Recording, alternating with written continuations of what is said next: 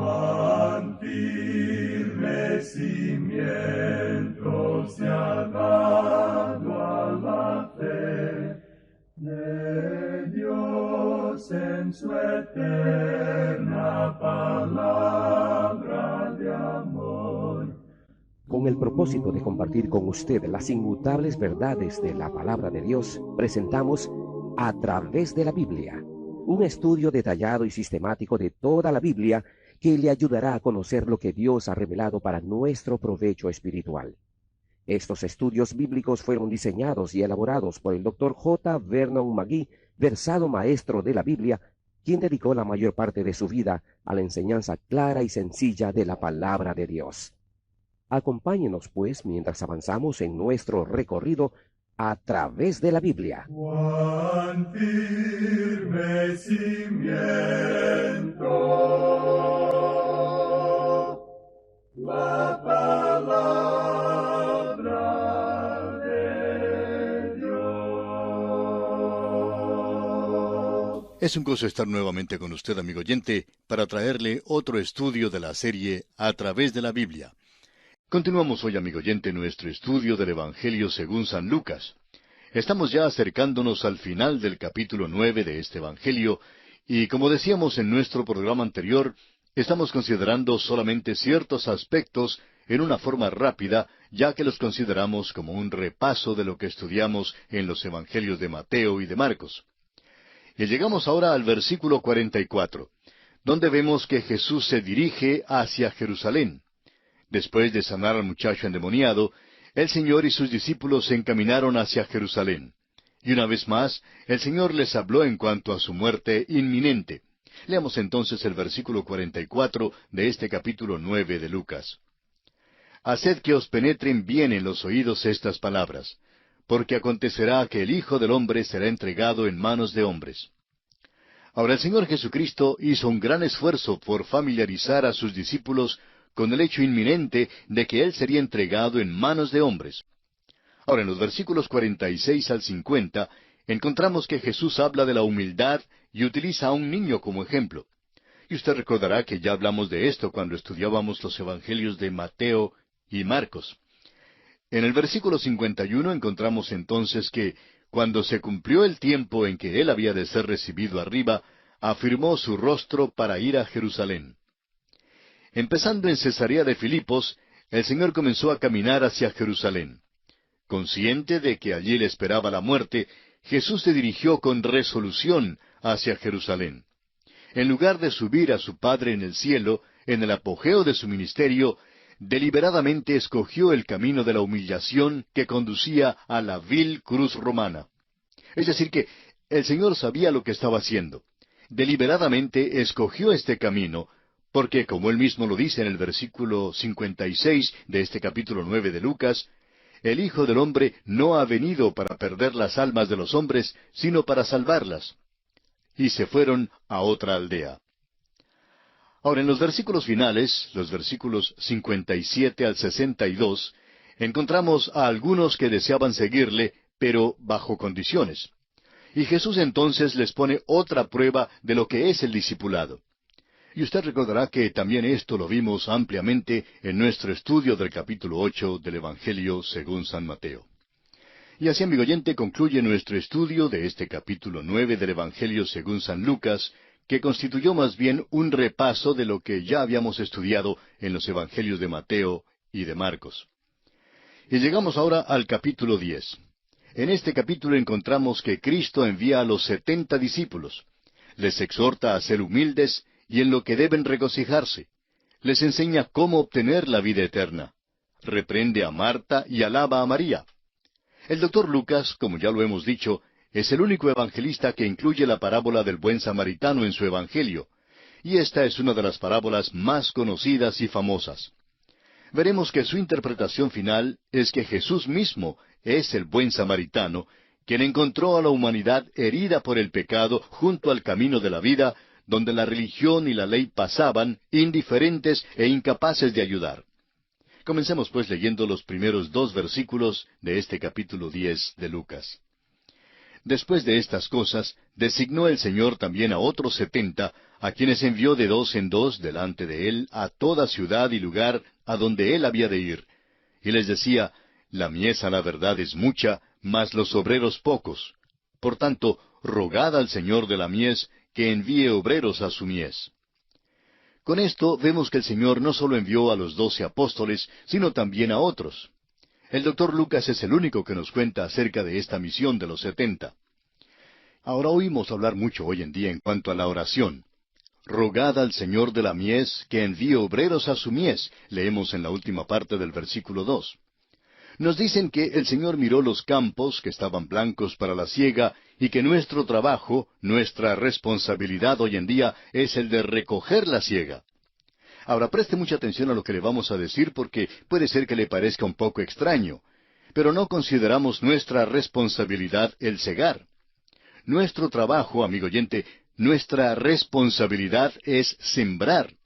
Si usted ha sido agricultor, entonces se dará cuenta que hay una gran diferencia entre el sembrar la semilla y el segar después que la semilla haya madurado. Alguien dirá, el Señor dijo que la mies es mucha. Pero amigo oyente, recordemos dónde estaba Jesús cuando hizo aquella declaración. Jesús estaba al otro lado de la cruz en aquel momento y una edad estaba llegando a su término, a su fin. Y al fin de cada edad hay un juicio. La edad que termina en un juicio es una siega, y la edad misma es el tiempo designado para sembrar la semilla. Creemos que nosotros estamos sembrando la semilla hoy en día, y la Biblia dice que al fin de esta edad habrá una siega.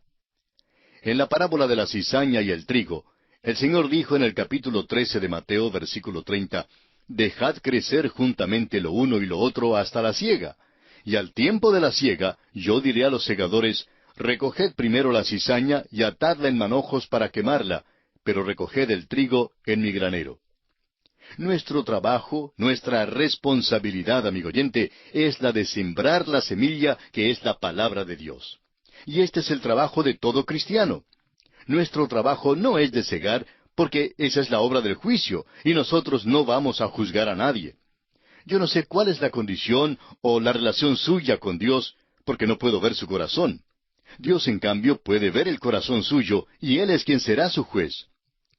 Ahora, en los versículos 3 hasta el 12, encontramos que Jesús da a estos 70 las mismas instrucciones que dio a sus 12 apóstoles cuando los envió, solo que las amplía un poco más para una mejor comprensión.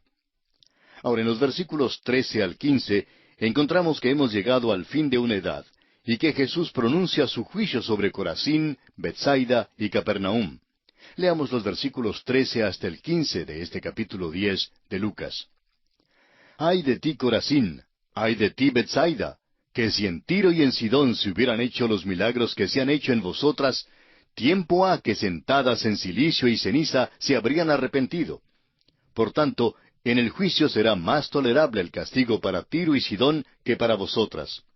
Y tú, Capernaum, que hasta los cielos eres levantada, hasta el Hades serás abatida». Estos versículos indican que el fin de la edad se acerca. Este es el juicio del que el Señor ha hablado. El sembrar la semilla, amigo oyente, es proclamar la palabra de Dios, predicar el Evangelio y tratar de lograr que los hombres confíen en Jesucristo como su Salvador personal. Y el segar, entonces, es el juicio. Esperamos que usted haya comprendido bien lo que hemos tratado de establecer. Dirijamos ahora nuestra atención a la parábola del buen samaritano. Hemos llegado a una de las cosas que caracterizan el Evangelio de San Lucas, las parábolas. Consideramos que la especialidad del doctor Lucas era las parábolas, tal como Marcos se especializó en el relato de los milagros de Jesucristo. Veremos que el doctor Lucas incluye en su Evangelio algunas parábolas que figuran entre los pasajes más conocidos de toda la Biblia. Por ejemplo, consideramos que esta parábola del buen samaritano debe figurar junto con pasajes tan conocidos como el Salmo del Pastor, o sea, el Salmo 23 del Antiguo Testamento, y las palabras consoladoras de Jesucristo que encontramos en el capítulo 14 del Evangelio según San Juan. La parábola del buen samaritano es por lo menos la historia bíblica más conocida, y creemos que será difícil encontrar a una persona que no haya escuchado por lo menos una vez esta historia. Por otra parte, hay muchos críticos literarios que la consideran la más grandiosa historia jamás contada.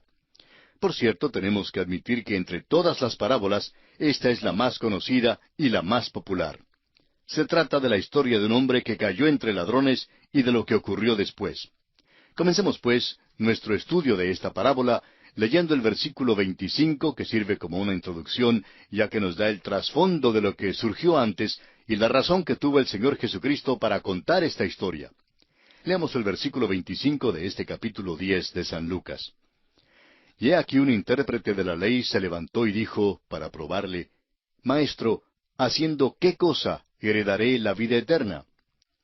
Vemos aquí que el Señor Jesús contó esta parábola en respuesta a una pregunta que, como veremos, no era realmente honesta. Sin embargo, es una buena pregunta, es una pregunta muy común. Este intérprete de la ley ejercía un oficio muy similar al que ejerce un abogado en nuestros días, pero lo hacía en un sentido muy especializado. No ejercía la profesión de leyes en el sentido secular de la palabra. En otras palabras, no trabajaba con las leyes del Imperio Romano, sino que se dedicaba únicamente a la interpretación de la ley mosaica. Ahora, si usted considera cuidadosamente el Evangelio según San Marcos, se dará cuenta que Marcos habla bastante duro en cuanto a la profesión médica. Quizá usted recuerde, por ejemplo, que Marcos menciona que una mujer pobre había gastado todo lo que tenía para pagarle a los doctores, a los médicos. Lucas, en cambio, no cuenta ese incidente de la misma manera. Él simplemente dice que ella no pudo ser sanada. Pero aquí vemos que Lucas habla algo más bien fuerte, severo, en cuanto a la profesión de la abogacía, y menciona que este abogado vino ante Jesús y le formula una pregunta deshonesta. Y aquí quisiéramos referirles un incidente que creemos podría reflejar la actitud de Lucas hacia esta profesión. Se cuenta que una vez había dos abogados que estaban ante la corte considerando un caso muy difícil que involucraba muchas controversias. La sesión comenzó y uno de los abogados se puso en pie y gritando dijo que el otro abogado era un mentiroso. Por supuesto, el otro abogado también se puso de pie inmediatamente y gritó que su oponente era ladrón.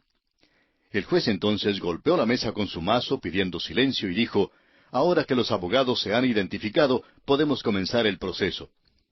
Bueno, amigo oyente, sigamos adelante y leamos el versículo 26 de este capítulo 10 del Evangelio según San Lucas. Y a propósito, espero que todavía tenga usted su Biblia abierta, como lo indicamos al comienzo del programa, para poder continuar paso a paso con esta consideración. El versículo 26 entonces dice así, Él le dijo, es decir, el Señor Jesucristo le contestó a este joven, ¿qué está escrito en la ley? ¿Cómo lees? Notamos que el Señor tenía una manera realmente maravillosa de enfrentar las preguntas. Su costumbre era de contestar este tipo de preguntas formulando otra. En otras palabras, lo que le dijo fue, bueno, siendo que tú eres un abogado y conoces tanto la ley, ¿por qué no me dices lo que está escrito en la ley en cuanto a este asunto? Y veamos ahora la respuesta de este abogado que aparece aquí en el versículo 27 de Lucas capítulo 10. Aquel respondiendo dijo, Amarás al Señor tu Dios con todo tu corazón y con toda tu alma y con todas tus fuerzas y con toda tu mente, y a tu prójimo como a ti mismo. La respuesta de este abogado era sincera y precisa. Demostró ampliamente que este abogado tenía un conocimiento muy profundo del sistema mosaico. Ahora sigamos y veamos la respuesta de nuestro Señor aquí en el versículo 28. Y le dijo, es decir, Jesús, bien has respondido, haz esto y vivirás. Ahora no sé si notó usted el anzuelo que Jesús incluyó en esta respuesta. Dice, haz esto y vivirás. El hecho es que, fuera del Señor Jesucristo mismo, no ha existido el primer ser humano que haya podido cumplir con este resumen de la ley conocido como el Gran Mandamiento. Vemos entonces que el joven no quiso admitir sus propias faltas y en cambio trata de hacerle un rodeo al tema y de autojustificarse. Leamos ahora el versículo 29 de Lucas 10. Pero él, queriendo justificarse a sí mismo, dijo a Jesús, ¿y quién es mi prójimo? Hasta aquí el Señor Jesucristo ha empleado lo que se conoce como el método socrático, es decir, el método que usó Sócrates, el filósofo mártir de la antigua Grecia. El método consiste en responder a una pregunta con otra, permitir que el interrogador conteste sus propias preguntas. Aquí, pues, el abogado había tratado de interrogar al Señor Jesucristo como lo haría a un testigo en una sesión en el tribunal, pero note usted lo que sucedió. fue el Señor Jesucristo quien interrogó al abogado. Ahora, no nos olvidemos que todo esto ocurrió al otro lado de la cruz, cuando la humanidad todavía estaba bajo la ley, cuando la humanidad estaba en lo que llamamos la dispensación de la ley. Jesucristo pues le hizo esta referencia a la ley mosaica. Aparentemente el abogado estaba procurando que Jesús le diese una respuesta contraria a la ley, y Jesucristo le hizo ver que esta ley que él había mencionado era precisamente la más importante. Esta ley que citó el joven abogado era una cita directa de lo que leemos en Deuteronomio capítulo 6, versículo 5, y voy a pedirle que usted lea conmigo este versículo. Deuteronomio capítulo 6, versículo 5, y dice así: Y amarás a Jehová tu Dios de todo tu corazón y de toda tu alma y con todas tus fuerzas. Y también en Levítico capítulo 19, versículo 18, donde leemos: No te vengarás ni guardarás rencor a los hijos de tu pueblo, sino amarás a tu prójimo como a ti mismo. Yo, Jehová. Notemos que el Señor le dijo a este joven: Bien has respondido, en el versículo 28. Y aquí quisiéramos decir que aunque esto ocurrió antes de la cruz, ciertamente ocurrió bajo su sombra. Y nos atrevemos a decir aquí, ante estos micrófonos, que si usted, amigo oyente, cumple este mandamiento, tendrá vida eterna. Claro que ya nos imaginamos que alguien esté diciendo: pero si usted ha estado diciendo que uno tiene que confiar en Jesucristo como Salvador para poder recibir la vida eterna. Y en verdad, esto es lo que predicamos. Bueno, consideremos esto con mayor amplitud. ¿Recuerda usted lo que dijo el Señor? Él no dijo que se salvarían los que escuchan o los que conocen la ley, sino solo sus hacedores, es decir, los que cumplen con la ley. El apóstol Pablo lo dice en Romanos capítulo 2, versículo 13. Porque no son los oidores de la ley, dice el apóstol Pablo, los justos ante Dios, sino los hacedores de la ley serán justificados. Ahora, ¿puede usted decir, amigo oyente, honradamente yo cumplo todo esto? Pero antes que usted procure responder esta pregunta, permítanos decirle algo para que no se encuentre en un dilema sin salida, o como lo dice el dicho, entre el sartén y la olla. Tenemos que recordarle que Dios contradice a toda persona que se crea capaz de cumplir la ley. ¿Sabe lo que Dios dice en cuanto a esto? Son muchos los pasajes de la Biblia que podríamos mencionar, pero veamos lo que dice el apóstol Pablo en su carta a los Gálatas, capítulo 2, versículo 16.